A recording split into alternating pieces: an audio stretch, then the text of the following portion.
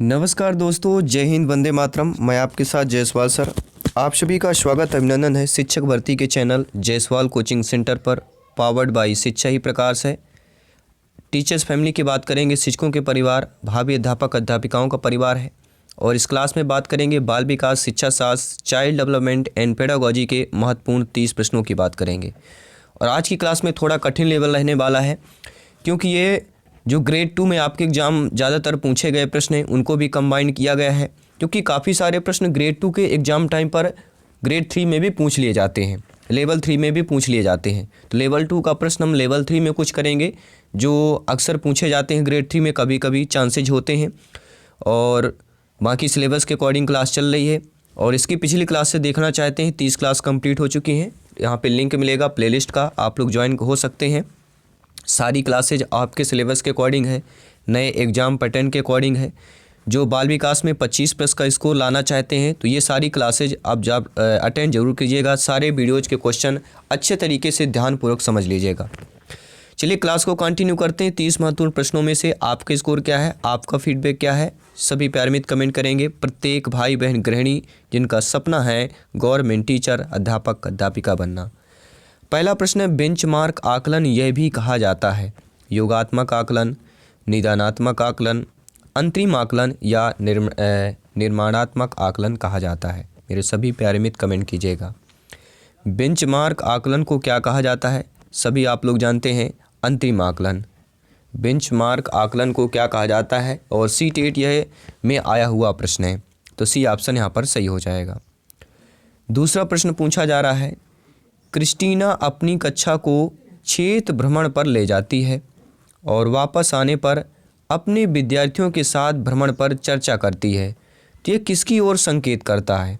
आकलन के लिए सीखने का, आकलन का सीखना, या सीखने के आकलन की बात कर रहे हैं, या सीखने के लिए आकलन की बात की जा रही है। सभी कमेंट कीजिएगा, सभी फीडबैक कीजिएगा। तो क्रिस्टीना अपनी कक्षा को क्षेत्र भ्रमण पर ले जा रही हैं। क्रिस्टीना क्या है, एक अध्यापिका है जो अपने बच्चों को क्षेत्र भ्रमण पर ले जा रही हैं और वापस आने पर अपने विद्यार्थियों के साथ भ्रमण पर चर्चा करती हैं। तो किस ओर संकेत कर रहा है, ये सीखने के आकलन की ओर संकेत कर रहा है, कि जो आप बच्चे लोग वहाँ पे भ्रमण पर देखे होंगे, सीखे होंगे, ठीक है, तो उनका जो है आकलन करना हो जाएगा। सी ऑप्शन सही हो जाएगा। तीसरा प्रश्न पूछा जा रहा है, बहुत ही अच्छा प्रश्न है, ध्यानपूर्वक समझिएगा। जब सेमेस्टर के अंत में परीक्षण दिए जाते हैं तो इसे जाना जाता है सारांशित आकलन, नैदानिक आकलन, अंतरिम आकलन या रचनात्मक आकलन के नाम से जाना जाता है। नीचे कमेंट बॉक्स बना हुआ है, प्रत्येक भाई बहन गृहिणी यहाँ पे कमेंट कीजिएगा। तो सेमेस्टर के अंत में जो परीक्षण दिए जाते हैं उनको किस नाम से जाना जाता है, तो उनको अंतरिम आकलन के नाम से जाना जाता है। फोर्थ प्रश्न आप लोगों की स्क्रीन पर दिया गया है, बहुत ही अच्छा प्यारा सा प्रश्न है, प्यारा सा फीडबैक आप लोगों का चाहेंगे। प्रश्न क्या पूछा जा रहा है, आइए ध्यानपूर्वक पढ़ लेते हैं। निम्नलिखित में से कौन सा अधिगम के आकलन को उजागर करता है। किसकी बात कर रहे हैं साथियों, अधिगम के आकलन के उजागर की बात कर रहे हैं। तो शिक्षक किसी विद्यार्थी के निष्पादन का आकलन दूसरों के निष्पादन की तुलना में करता है। शिक्षक विद्यार्थियों के चिंतन प्रक्रियाओं पर ध्यान देने के अलावा उनकी जो अवधारणात्मक समझ होती है उनका भी आकलन करता है। यह शिक्षक मानक उत्तरों से विद्यार्थियों के उत्तरों की तुलना करने का या उनका आकलन करता है। यह हम डी ऑप्शन की बात करेंगे, यहाँ पे डी ऑप्शन होगा। शिक्षक पाठ्यपुस्तकों में दी गई जानकारी के आधार पर विद्यार्थियों का आकलन करता है। देखिए, अधिगम के आकलन को उजागर करता है, तो आप भी ऑप्शन देखिएगा क्यों सही होगा ये भी बताएंगे। शिक्षक विद्यार्थियों की चिंतन प्रक्रियाओं पर ध्यान देने के अलावा उनकी अवधारणात्मक समझ का भी आकलन करता है। तो आकलन का उजागर मतलब कर रहा है, उजागर करना एक नाम रोशित करना, बढ़ाना हो सकता है। तो चिंतन प्रक्रिया पर ध्यान भी दे रहा है जो शिक्षक जो है विद्यार्थियों पर, और इसके अलावा भी अवधारणात्मक समझ का भी आकलन कर रहा है। तो यहाँ पे हमारा बी ऑप्शन सही हो जाएगा कि ऐसा अधिगम जो आकलन को उजागर करे वह साथियों बी ऑप्शन। अगला प्रश्न है साथियों, क्वेश्चन के आंसर नहीं जानना जरूरी उतना नहीं होता, जितना ज़्यादा जरूरी होता है उस क्वेश्चन के आंसर को समझना कि ये क्यों सही हो रहा है, और यही आपके एग्जाम पर काम आएगा। शिक्षक सीखने के लिए मूल्यांकन और सीखने के मूल्यांकन दोनों का उपयोग कर सकते हैं। प्रश्न को समझिएगा, सीखने के लिए मूल्यांकन और सीखने के मूल्यांकन दोनों का उपयोग कर सकता है। बच्चों की प्रगति और उपलब्ध स्तर को जानने में, बच्चे के सीखने की ज़रूरतों को जानने में, तदनुसार शिक्षण रणनीति का चयन करने में, अवधि अंतरालों पर बच्चों के प्रदर्शन आकलन करने और उसके प्रदर्शन को प्रमाणित करने, या बच्चों की प्रगति की निगरानी करने और उनके सीखने के अंतराल को भरने के लिए उचित लक्ष्य निर्धारित करने में। तो शिक्षक किसके लिए मूल्यांकन और सीखने के मूल्यांकन में दोनों का उपयोग कर सकता है? तो ऑप्शन नंबर बी ध्यानपूर्वक समझिएगा। बच्चे की सीखने की ज़रूरतों को जानने में, तदनुसार शिक्षण रणनीति का चयन करने में। तो सीखने की ज़रूरत हो गया यहाँ पे, और इसके बाद क्या है, शिक्षण रणनीति का चयन करने की बात करेंगे। तो आई होप आप लोग समझ गए होंगे। यहाँ पर आप लोगों का बी ऑप्शन सही हो जाएगा। अगला प्रश्न स्क्रीन पर दिया गया है, कक्षा नायक या उपदेशक द्वारा प्रयुक्त मूल्यांकन का प्रकार जो अन्वेषण के समय सीखने के विकास में किया जाता है क्या कहलाता है? नैदानिक मूल्यांकन, फॉर्मेटिव मूल्यांकन, प्लेसमेंट मूल्यांकन या संकलित मूल्यांकन की बात कर रहे हैं। देख, कक्षा नायक उपदेशक की बात कर रहे हैं, उसके द्वारा जो प्रयुक्त मूल्यांकन का जो अन्वेष के समय सीखने के विकास में किया जाता है तो वह क्या कहलाता है? फॉर्मेटिव मूल्यांकन की बात कर रहे हैं। अगला प्रश्न क्या दिया गया है, निर्माणात्मक मूल्यांकन का उद्देश्य क्या होता है? तो निर्माणात्मक मूल्यांकन का जो उद्देश्य होता है वह प्रगति पर गौर करना एवं उपचारात्मक अन्वेषण की योजना बनाना, विद्यार्थियों की समझ का पता लगाना, अध्यापक के उद्देश्यों की पूर्ति का पता लगाना या ग्रेड्स प्रदान करना। सभी कमेंट करेंगे मेरे प्रत्येक भाई बहन, प्रत्येक शिक्षक बंधु। तो निर्माणात्मक मूल्यांकन का जो उद्देश्य होता है प्रगति पर गौर करना एवं उपचारात्मक अन्वेषण की योजना बनाना। देखिए, निर्माण कर रहा है मतलब वह प्रगति कर रहा है। कोई भी चीज़ किसी का निर्माण हो रहा है मतलब कहते हैं ना, यहाँ पे विकास हो रहा है, प्रगति कर रहा है। ठीक है, तो निर्माण और प्रगति का सगा संबंध यहाँ पे हो जाता है। तो हमें आंसर भी नहीं पता, फिर भी हम शब्दों को थोड़ा समझ लेते हैं, इनका संबंध, इनकी कनेक्टिविटी समझना बहुत ही ज़रूरी है। पहला ऑप्शन सही हो जाएगा। अगला प्रश्न दिया गया है, ध्यानपूर्वक पढ़ते हैं। ध्यानपूर्वक प्रश्न को समझना बहुत जरूरी है। एक बार पढ़ें, दो बार अवश्य पढ़ लें प्रश्न को, इसके बाद उत्तर का चयन करें। निम्नलिखित में से कौन सा कथन यहाँ पे सत्य दिया गया है? रचनात्मक आकलन का मुख्य उद्देश्य है विद्यार्थियों की उपलब्धि का श्रेणीकरण।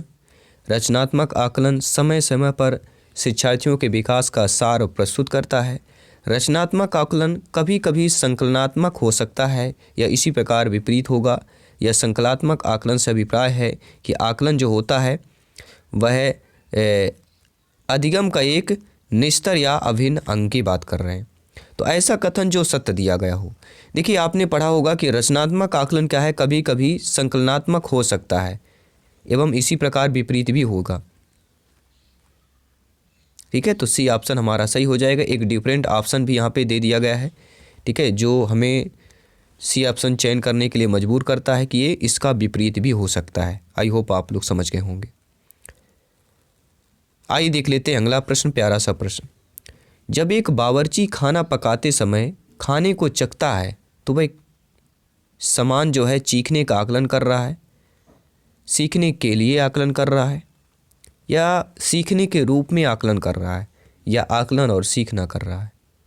तो जब एक बावर्ची खाना पकाते समय खाने को चखता है तो वह किसके समान होगा? सीखने के आकलन के लिए समान हो जाएगा। बी ऑप्शन सही हो जाएगा। अगला प्रश्न दिया गया स्क्रीन पर है, किसके अतिरिक्त निम्नलिखित में से सभी सीखने के रूप में आकलन को बढ़ावा देते हैं? शिक्षार्थियों को आंतरिक पृष्ठपोषण लेने के लिए कहना, अवसर लेने हेतु विद्यार्थियों के लिए एक सुरक्षित वातावरण का निर्माण करना, या पढ़ाए गए विषय पर मनन करने के लिए शिक्षार्थियों को कहना। यह हम बात कर रहे हैं साथियों ऑप्शन नंबर डी की, कि जितनी संभावना हो शिक्षार्थियों को लगातार परीक्षा लेना। तो किसके अतिरिक्त सभी सीखने के रूप में आकलन को बढ़ावा देंगे? साथियों, जितनी संभावना हो शिक्षार्थियों का लगातार परीक्षा लेते रहना। देखिए, आप परीक्षा लेते रहेंगे तो बच्चा समझेगा कैसे, पढ़ेगा कैसे? तो इसके अतिरिक्त डी ऑप्शन नहीं होगा। इसके अतिरिक्त जो है पढ़ाए गए विषय पर मनन करने के लिए शिक्षार्थियों को कहना, अवसर लेने हेतु शिक्षार्थियों के लिए एक सुरक्षित वातावरण का निर्माण करना। ठीक है, शिक्षार्थियों को आंतरिक पृष्ठपोषण के लिए कहना। ये तीनों जो है आपके आकलन को बढ़ावा दे रहे हैं, लेकिन डी ऑप्शन आकलन को बढ़ावा नहीं दे रहा है। ठीक है, तो ये according two questions right option number D option सही हो जाएगा। अगला प्रश्न आइए समझ लेते हैं। सीखने के लिए जो आकलन होता है वह अभिप्रेरणा को बढ़ावा देता है, अलग करने, रैंक देने के प्रयोजन के लिए किया जाता है, यह ग्रेड को पूरी तरह से महत्व देने पर बल देता है, यह विशिष्ट होता है और अपने आप में की गई आकलन की जो गतिविधि आधारित होती है। तो सीखने के लिए जो आकलन होता है वह क्या कहलाता है? वह अभिप्रेरणा को बढ़ावा देता है। अगला प्रश्न क्या दिया गया है? निम्नलिखित में से कौन सा एक उपयुक्त रचनात्मक आकलन का कार्य नहीं है? नेगेटिव नकारात्मक प्रश्न पूछा जा रहा है कि इनमें से कौन सा एक उपयुक्त रचनात्मक आकलन का कार्य नहीं है। तो यहाँ पे खुले वाला होगा, मिसप्रिंट हुआ है। खुले अंत वाले प्रश्न, परियोजना हो गया, अवलोकन हो गया, विद्यार्थियों की योग्यता का क्रम निर्धारित करना। देखिए खुले अंत वाले, परियोजना, अवलोकन, ये तीनों जो है उपयुक्त रचनात्मक आकलन का कार्य कर रहे हैं, लेकिन विद्यार्थियों की योग्यता का क्रम निर्धारित करना ये जो उपयुक्त रचनात्मक का आकलन का कार्य नहीं कर रहा है। ठीक है, according two questions right option number D option सही हो जाएगा। आइए देख लेते हैं अगला प्रश्न क्या पूछा जा रहा है। शिक्षण में अध्यापकों के द्वारा विद्यार्थियों का आकलन इस अंतर्दृष्टि को विकसित करने के लिए किया जा सकता है। उन विद्यार्थियों की पहचान करना जिन्हें उच्चतर कक्षा में पदोन्नति करना है, उन विद्यार्थियों को पदोन्नति ना करना जो विद्यालय के स्तर के अनुकूल नहीं है, या शिक्षार्थियों की आवश्यकता के अनुसार शिक्षण उपागम में परिवर्तन करना, या कक्षा में प्रतिभाशाली तथा कमज़ोर विद्यार्थियों के समूह बनाने की बात कर रहे हैं। तो शिक्षण में अध्यापकों के द्वारा शिक्षार्थियों का आकलन जिस अंतर्दृष्टि को विकसित करने के लिए किया जा सकता है, शिक्षार्थियों की आवश्यकता के अनुसार शिक्षण उपागम परिवर्तन करके, जो बालक बालिकाएं उनकी आवश्यकता अनुसार उस समय क्या मांग कर रहा था उस शिक्षण उपागम में परिवर्तन करना। सी ऑप्शन सही हो जाएगा। आई होप प्रत्येक भाई बहन गृहिणी यहाँ पे अच्छे तरीके से प्रत्येक प्रश्न को समझ रहे होंगे, रीड कर रहे होंगे। आइए देखते हैं अगला प्रश्न। एक शिक्षक कक्षा के कार्य को एकत्र करता है और उन्हें पढ़ता है, उसके बाद योजना बनाता है और अपने अगले पाठ को शिक्षार्थी की आवश्यकता को पूरा करने के लिए समायोजित करता है। तो ये जो है कर रहा या कर रही है, सीखने के रूप में आकलन कर रही है, सीखने के लिए आकलन कर रहा है, सीखने के समय आकलन कर रहा है, या सीखने का आकलन कर रहा है। सभी ध्यानपूर्वक समझिएगा। तो कोई भी शिक्षक कार्य को एकत्र करता है और उन्हें पढ़ता है, उसके बाद योजना बनाता है और अपने अगले पाठ को शिक्षार्थियों की आवश्यकता को पूरा करने के लिए समायोजित भी करता है, मतलब सीखने के लिए आकलन कर रहा या कर रही है। बी ऑप्शन सही हो जाएगा। आइए देखते हैं अगला प्रश्न। एक अध्यापक अध्यापिका विद्यार्थियों को किसी विषय की अपनी अवबोधनात्मक को प्रतिबिंब करते हुए संकल्पनात्मक मानचित्र का निर्माण करने को कहना या कहती है, तो विद्यार्थियों को स्मृति को मंथर गति को जागृत कर रहा है, रचनात्मक आकलन कर रहा है या कर रही है, या छात्रों के मुख्य बिंदुओं का सार लेखन क्षमता का परीक्षण कर रहा है या कर रही है। यह हम ऑप्शन नंबर डी की बात करेंगे कि छात्रों की उपलब्धि के मूल्यांकन हेतु शिक्षकों के विकास का प्रयास कर रही है। तो एक अध्यापक अध्यापिका शिक्षक शिक्षिका विद्यार्थी को किसी विषय अपनी अवबोधनात्मक को प्रतिबिंब करते हुए संकल्पनात्मक मानचित्र का निर्माण करने को कहना या कहती है, अर्थात रचनात्मक आकलन कार्य कर रही है। बी ऑप्शन सही हो जाएगा। अगला प्रश्न क्या दिया गया है? सीखने के लिए आकलन का ध्यान रखता है किसके सिवाय? विद्यार्थियों की क्षमताओं के सिवाय, विद्यार्थियों की आवश्यकताओं के सिवाय, विद्यार्थियों के त्रुटियों के सिवाय, या विद्यार्थियों के अधिगम शैलियों के सिवाय। तो सीखने के लिए आकलन का जो ध्यान रखेगा वह है विद्यार्थियों की क्षमताएं, त्रुटियां और अधिगम की शैली, जो विद्यार्थी की आवश्यकता है इसके सिवाय, क्योंकि सीखने के लिए आकलन जो है विद्यार्थियों की आवश्यकता के अनुसार यहाँ पे नहीं हो जाएगा, ध्यान नहीं रखा जाएगा। तो किसके सिवाय? विद्यार्थियों के आवश्यकता के सिवाय विद्यार्थियों की क्षमताएं, त्रुटियां और अधिगम शैलियाँ, इन तीनों पर ध्यान रखा जाएगा सीखने के आकलन के लिए। अगला प्रश्न है सीखने का आकलन जो है, सीखने का आकलन आकलन अन्वेषण के बीच द्वारा सीखने को प्रभावित करती है। सभी लोग ध्यानपूर्वक समझिएगा।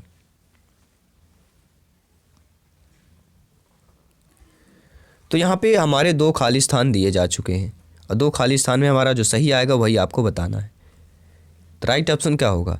सीखने के लिए आकलन और अन्वेषण के बीच संबंधों के द्वारा सीखने को प्रभावित करता है। यहाँ पे मिसप्रिंट हुआ है, तो सीखने के यहाँ पे क्या होना चाहिए, सभी लोग बताएं। समीकरण द्वारा सीखने को प्रभावित करता है या कौन सा हो जाएगा, यहाँ पे मिसप्रिंट हुआ है। तो चलिए, राइट ऑप्शन आपको पता चल चुका है कि हम बात कर रहे हैं सी ऑप्शन की। अब बात करते हैं अगले प्रश्न की। निम्नलिखित में से कौन सा रचनात्मक आकलन के लिए उचित उपकरण नहीं है।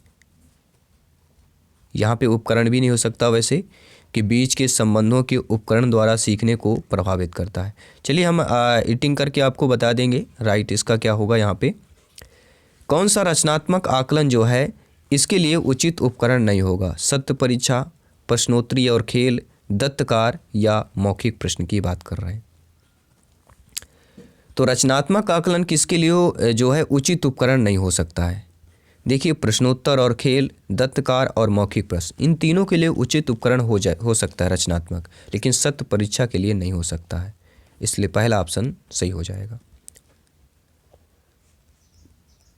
अगला प्रश्न क्या दिया गया है।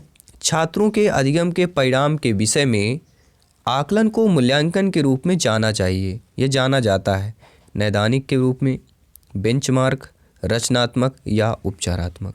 छात्रों के अधिगम के परिमाण के विषय में आकलन को मूल्यांकन, देखिए ध्यानपूर्वक समझिएगा, अधिगम के परिणाम की बात कर रहे हैं। परिणाम के विषय में आकलन के मूल्यांकन के रूप में जो जाना जाएगा वह साथियों उपचारात्मक कहला जाएगा, क्योंकि परिणाम के बाद की बात कर रहे हैं।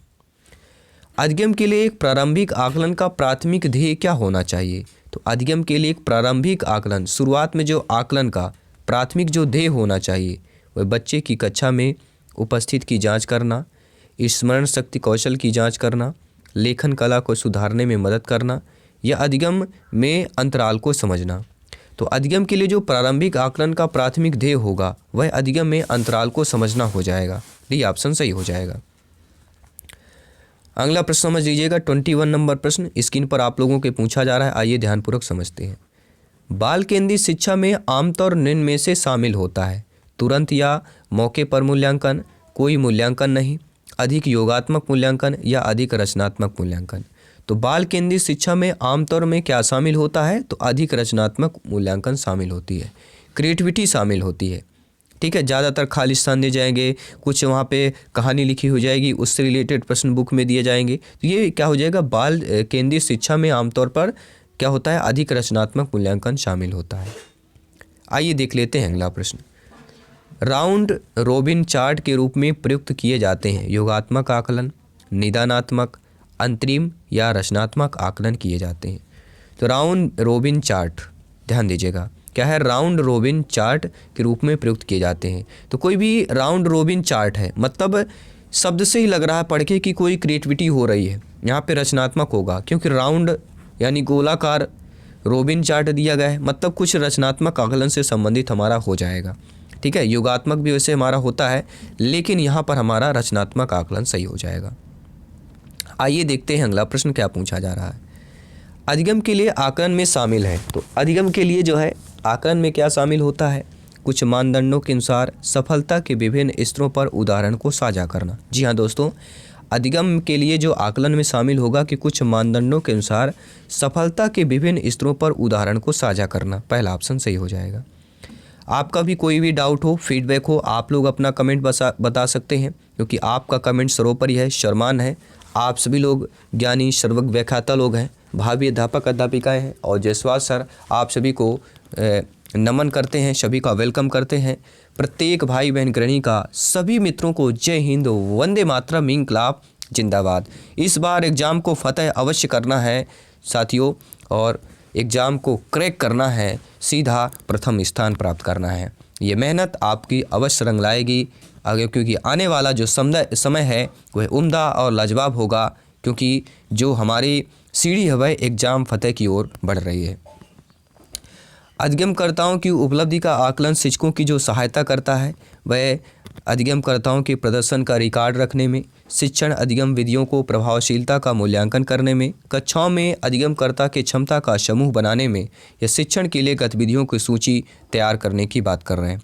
तो अधिगमकर्ताओं की उपलब्धि का जो आकलन है वह शिक्षकों की सहायता करता है, शिक्षण अधिगम विधियों को प्रभावशीलता का मूल्यांकन करने में सहायक करता है। बी ऑप्शन सही हो जाएगा।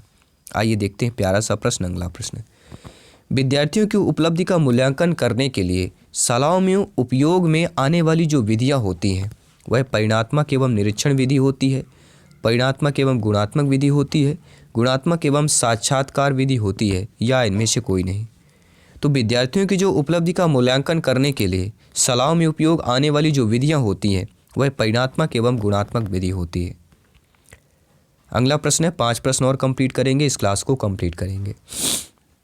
विद्यालय आधारित आकलन मुख्य रूप से किस सिद्धांत पर आधारित होता है? आकलन बहुत किफ़ायती या मितव्ययी होना चाहिए। बाह्य परीक्षकों की अपेक्षा शिक्षक अपने शिक्षार्थियों की क्षमताओं को बेहतर जानते हैं। या किसी भी कीमत पर विद्यार्थियों को अच्छे ग्रेड मिलने चाहिए। यह विद्यालय बाह्य परीक्षा निकायों की अपेक्षा जो है ज़्यादा सक्षम है। तो सभी लोग जानते हैं कि विद्यालय आधारित जो आकलन होता है वह मुख्य रूप से किस सिद्धांत पर आधारित होता है? बाह्य परीक्षकों की अपेक्षा जो है शिक्षक अपने शिक्षार्थियों की क्षमता को बेहतर जानते हैं। बी ऑप्शन सही हो जाएगा। अगला प्रश्न यहाँ पे स्क्रीन पर दिया गया है, क्या प्रश्न पूछा जा रहा है आइए समझ लेते हैं और आपका फीडबैक जान लेते हैं। विद्यालय आधारित आकलन की बात कर रहे हैं। तो विद्यालय आधारित जो आकलन होता है वह रचनात्मक प्रतिपुष्ट उपलब्ध कराते हुए सीखने में स्वच्छंद या संवर्धन जो होता है संवर्धन करता है। क्या करता है? संवर्धन करता है। विद्यालय आधारित जो आकलन होता है वह रचनात्मक प्रतिपुष्ट उपलब्ध कराते हुए सीखने में संवर्धन करता है। 2 प्रश्न और 3 प्रश्न बचे हुए हैं, इनको कंप्लीट करते हैं। ध्यानपूर्वक अपना अपना फीडबैक कीजिएगा। बाकी अभी तक 7 मॉडल पेपर हमारे 150 का पर मॉडल पेपर हम अपलोड कर चुके हैं। जाइए प्लेलिस्ट में सभी मॉडल पेपर अटेंड कीजिए और पुराने पेपर ज़रूर अवश्य देखिए। किस बार पिछला पेपर जो एमपी ग्रेड 3 में पूछा गया था, सी-टेट का जो पुराना पेपर है वो क्या पूछा गया था, ज़रूर वहाँ पे आपको विजिट करके शो कर लेना है, देख लेना है। वे शिक्षक जो विद्यालय आधारित आकलन के अंतर्गत कार्य करते हैं उन्हें प्रत्येक विद्यार्थी को प्रत्येक विषय में परियोजना कार्य है। शिक्षार्थियों के मूल्यों अभिवृत्तियों का आकलन करने के लिए रोजाना उनकी सूक्ष्म अवलोकन करते हैं। व्यवस्था के लिए स्वामित्व की भावना रखते हैं या उन पर अधिक कार्य का बोझ रहता है क्योंकि उन्हें सोमवार की परीक्षा सहित अक्सर परीक्षा लेनी पड़ती है। तो ये डी ऑप्शन मुझे नहीं लगता इतना कुछ ज़्यादा इफेक्ट करता है, क्योंकि वे शिक्षक जो विद्यालय आधारित आकलन के अंतर्गत करते हैं, किसके? विद्यालय आधारित आकलन के अंतर्गत कार्य करते हैं, अर्थात व्यवस्था के लिए स्वामित्व की भावना रखते हैं। सी ऑप्शन सही हो जाएगा, सिंपल सी बात है। अगला प्रश्न दिया गया है, बहुत ही प्यारा सा प्रश्न है और प्यारा सा फीडबैक चाहेंगे कि विद्यालय आधारित जो आकलन होता है, सेम प्रश्न है लेकिन आपके ऑप्शंस बदल गए हैं।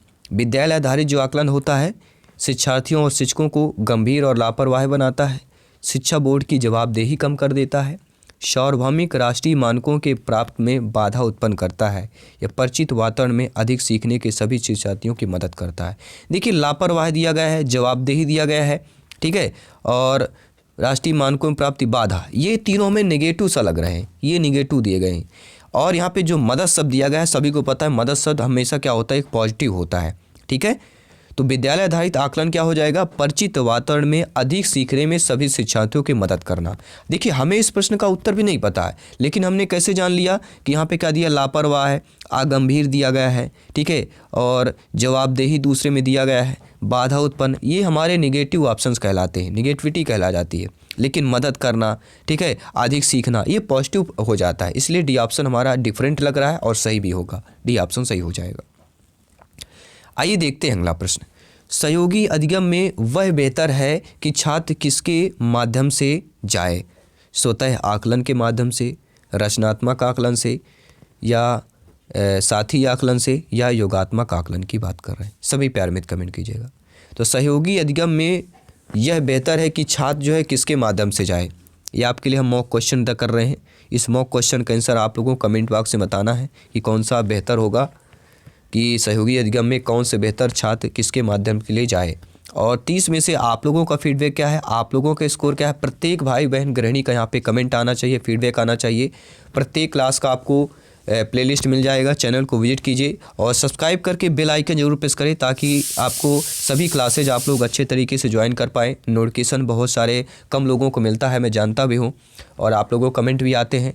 तो अभी जो हमारा टाइम चल रहा है, आप चैनल को विजिट करते रहें जब भी आप फ्री हो जाएँ, ठीक है। घरों के काम से जो भी आपकी पर्सनल काम है, जब भी स्टडी के लिए बैठो तो एक बार चैनल को जरूर विजिट कर लें, ठीक है दोस्तों। चलिए मैं आपके साथ जायसवाल सर जल्द मिलता हूँ। सभी मित्रों को जय हिंद, वंदे मातरम, धन्यवाद सभी।